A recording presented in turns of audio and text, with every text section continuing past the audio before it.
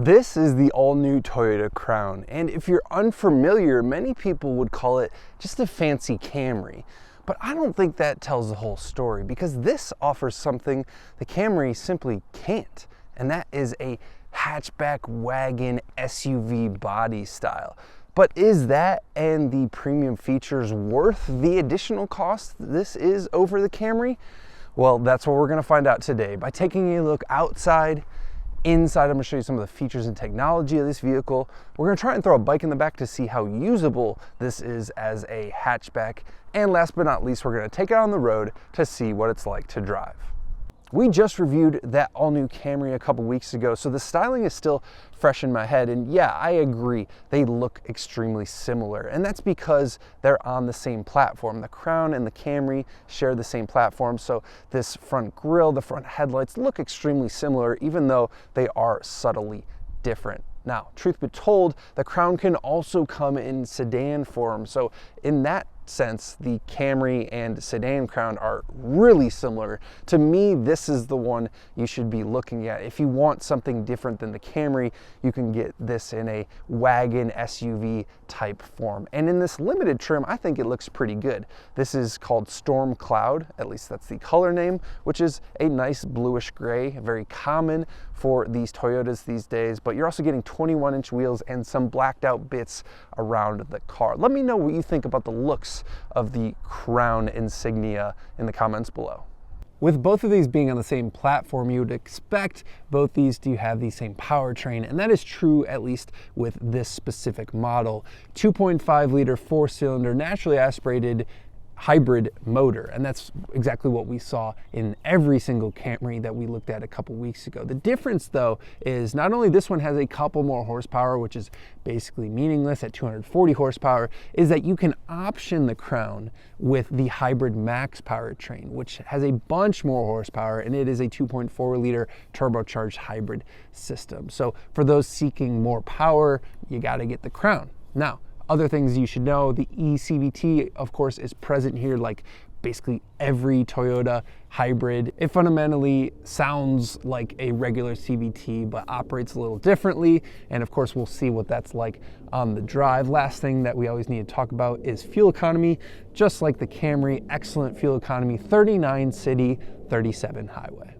Transitioning inside the Crown, it actually has an underrated feature in here, being that it's taller than the Camry. So in terms of ingress egress, getting in and out, this seat is higher up, so you just don't have to stoop as low as you do in the Camry. That's a bit of an underrated feature that a lot of people probably wouldn't notice unless you got in them back to back. Now, of course, the rest of this interior is going to be extremely similar to the Camry, although be it a little bit elevated, just like we would expect, right? And when we say elevated, we're really talking about the choice of materials in here, the level of insulation. But what's nice is while that is a little bit better, you don't lose any of that usability that the Camry offers, and which makes it honestly so good. So there's still such a good use of physical buttons here. So we have physical buttons for the HVAC, heated and cooled seats, all that stuff.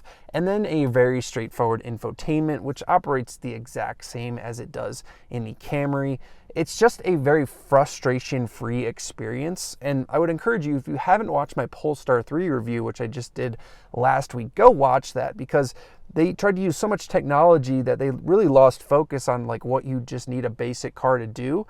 And Toyota doesn't have that problem at all. Everything in here is straightforward, intuitive. You just get in and go. There's no learning curve.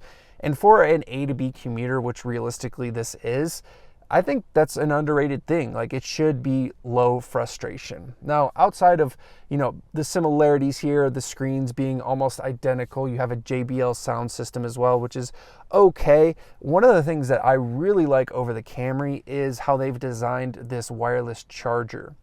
The Camry is a flat surface and my phone just kind of slid around a lot. This one, it holds your phone in, which is really nice especially because this has Apple CarPlay and Android Auto wireless, and that uses a lot of energy. So you kind of always need to be getting charged in some way. And rather than plug in with a physical cable, that's kind of a nice feature. The rest of this stuff, the seating, these seats are excellent. Nice soft leather. We already talked about they are heated and cooled. They're supportive, but they're comfortable. They're electronically adjustable, and you could adjust the lumbar.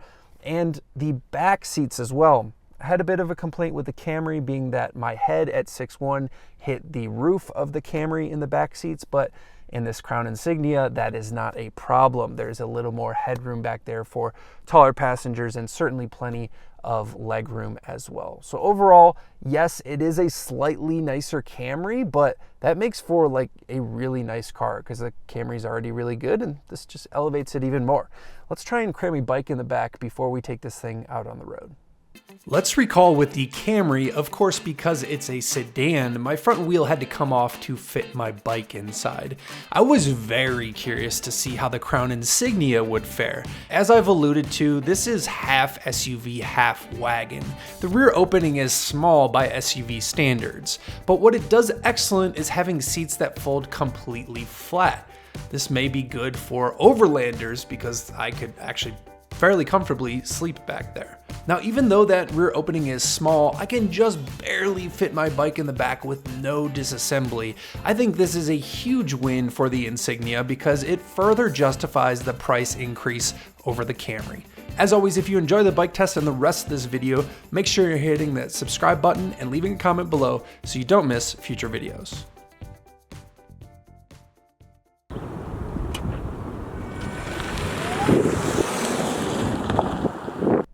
Out for a ride in a beautiful road in the Crown Insignia, not because, you know, this is known for carving up a twisty road, but because, number one, it'll give you guys a good view of this lovely sunset that we're having here, and we can just enjoy cruising in the Crown Insignia, because that is absolutely what this car is all about. Comfort, low stress, you know, very quiet, serene experience. So what my goal here is, by the end of this video, to express a couple things. Number one, how this compares to the Camry and other competitors, like, you know, the Accord or Subarus that also have, you know, hatchback type styles. But also, I really want to compare this to the Crown Sedan and ultimately this car. So I've spent a week back to back with the Crown Sedan and now the Crown Insignia. So just want to call that out. If you call the regular Crown, or just if you say Toyota Crown, that's the sedan only. If you say Toyota Crown Insignia, that's this SUV one. So the first thing that really jumps out with this car, outside of the quiet, serene experience, you know, is ultimately how smooth and efficient really this powertrain is. It's not, you know, crazy fast. It's not gonna win any drag races, but it's plenty adequate in terms of, compared to other cars that are in this class. Subarus that I drive are just so dog slow. Nissan Rogues, also not terribly fast. And, you know, admittedly, we're up here at altitude. This naturally aspirated engine isn't making as much power as it otherwise would, but with that electric boost, you know, from the electric motors, it does pretty well, and it gets you in and out of, you know, bad situations relatively quickly. Of course, this has an eCVT, and yeah, it's not like the quickest, of course, transmission to respond, but it's better than a lot of Subaru CVTs. It's also better than Nissan CVTs in terms of how quickly it will respond. And the other aspect, of course, is that you are getting that electric boost right away before the engine does kick in. So that is nice. So it's an eCVT, so it still kind of drones on a little bit, but this is a insulated experience ultimately, and you don't get a ton of engine noise coming in this cabin, or vibration for that matter. It's pretty well refined. So outside of the powertrain, what I will say that I've noticed different, and that's identical to the Camry. Power output is slightly more in this car, but this thing's probably a little bit heavier than the Camry. So that's more or less a wash. Where I have noticed a difference is it's a little more, or little quieter in here, I should say, but also the suspension is just a touch softer than that Camry. Camry was already soft. This is also very soft. And you know what? I don't know this for sure. Wasn't able to get these stats, but it does feel like there's more suspension travel in this. Like it's able to soak up bumps more, and the wheel is able to move more freely before kind of jarring you.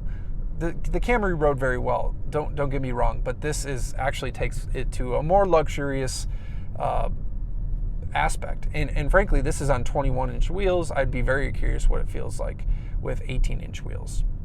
So the suspension, yeah, like it gets super understeery in these corners when you're pushing it, but absolutely no one is doing that in this car. It is perfect for its intended purposes, well sprung, well damped, and feels refined. You know, even over speed bumps, sometimes soft cars can kind of like feel like they lose control because they have no, you know, not good body control.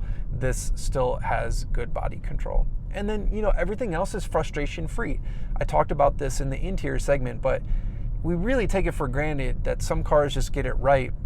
And after I got out of that Polestar 3 and was just so annoyed at the driving experience, I really have a greater appreciation for when, you know, these manufacturers just do things right. You know, the physical buttons are there where they should be, and they make things very convenient. The screen hasn't crashed on me. It is super straightforward, and you don't go digging through menus while you're driving.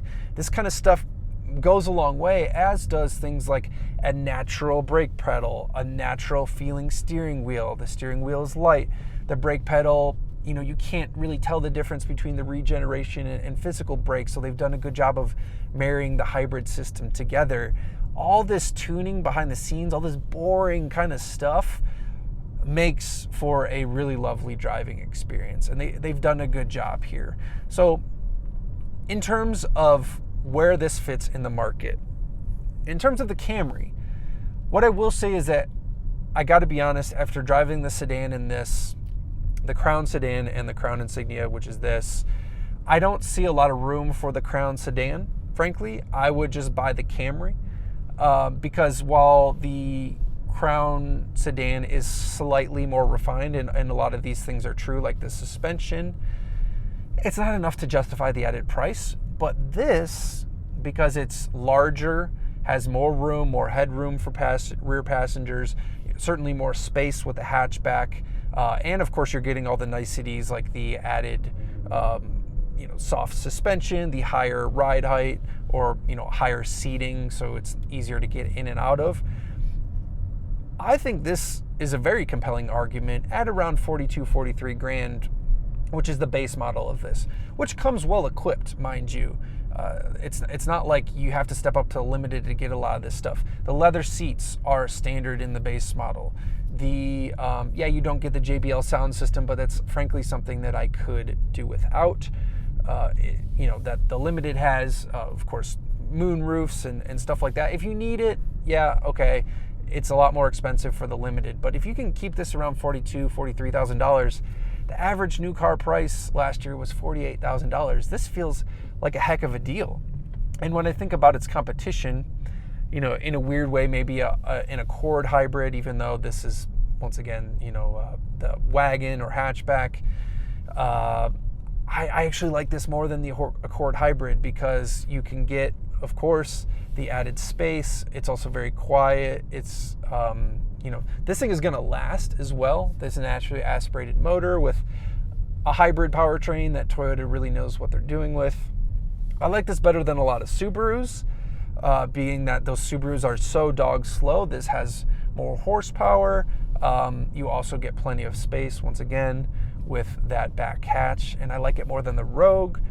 The Rogue, to me, I was not a big fan of that variable compression 3-cylinder engine. So, I'm really surprised, frankly. I went into this not really knowing what to expect, but Toyota's actually done a really good job here with this Crown Insignia. I think it's a bit underrated, and I will genuinely be looking at these prices, specifically used, when and if my Highlander hybrid ever dies. It has 260,000 miles on it, and that thing just keeps going because it's a Toyota.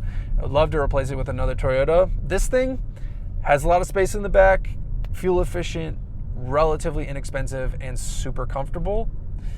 Not much more to want, frankly, guys. So bravo to Toyota. This is a fantastic product in Insignia form.